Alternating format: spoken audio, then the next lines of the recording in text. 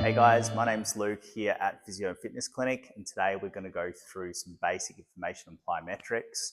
Plyometrics generally, if we strip it down, is just your ability to be springy, and it's a really vital thing to get good at when we're progressing in our rehab journey from strength to running and performance.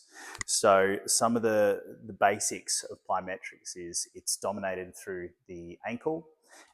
It's a max contraction and it's as fast as we can go. So we generally lift off and land on our toes, and that's what makes it a plyometric.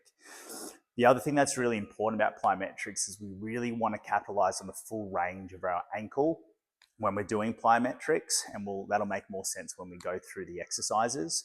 But the more range we can go through with our plyometrics of the ankle, the more loading that's going to go through the Achilles, the stiffer the Achilles will be, the more neural drive we get, and it basically results in a more springy exercise.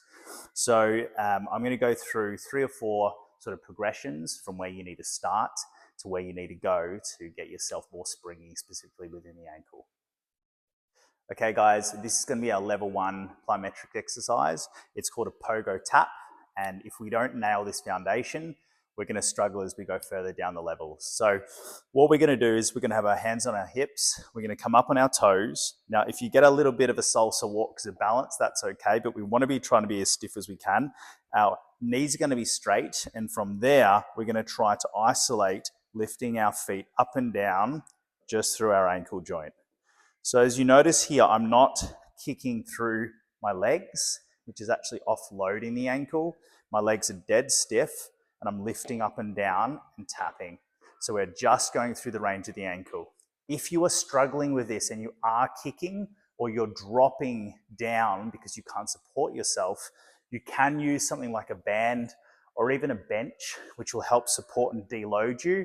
So an example would be something like this, where you pull down, it offloads some of your weight, and then you can do the same exercise.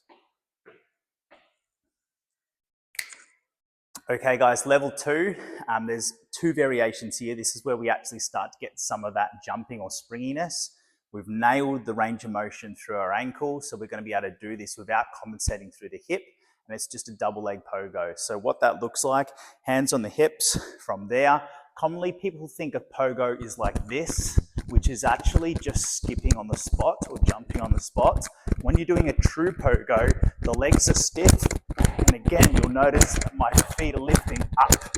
So the common things that people will do wrong is they'll do more of a jump, or they'll kick through the legs. All right, so that's one variation. Another variation is kind of like an alternating pogo jig. So it looks more like this. So you're actually alternating one or the other. Again, you don't want to be seeing that. You want to be just through the ankle and keep yourself on your toes. Okay, we're now going to level 3. This is now involving a tuck. Okay, so we're kind of relying on the ankle being the dominant movement pattern, and then bringing our knees to our chest. So as it gets harder, you'll probably notice that I can probably do better in my form as well. So what we'll do here is we'll have hands on the hips, and what we're going to try to do is keep the chest tall. If you notice that someone's leaning forward or they're drawing their heels towards their bottom, it means that they've really got to get that cue of chest tall and knees to the chest rather than getting their heels to their bottom. So from here, I touch up like this.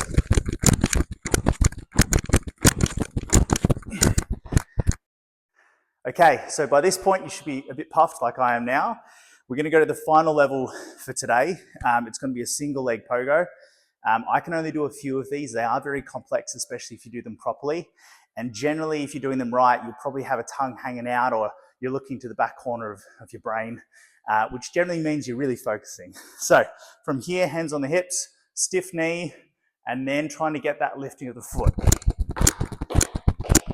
So already from there, I would say that's as much as I can do without it starting to cheat.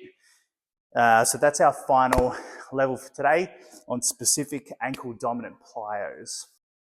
Okay guys, that's all the exercise I'm going to provide for you today. Summarizing what we've been through. Number 1 is that plyometrics create springiness. They have to be done quickly with max effort. We've focused on the ankle dominant plyometric exercise today because in my opinion, if you nail the ankle dominant ones, you're going to get the most bang for your buck, because we need to be focusing on landing on our feet. But the world is your oyster. After you've nailed them, get creative. You can obviously do anything that's more specific to your sport. And if you need any more questions answered, or you want to get a little bit more knowledge in it, feel free to book in with any of our physios, and we'll be able to run through that a little bit more detail.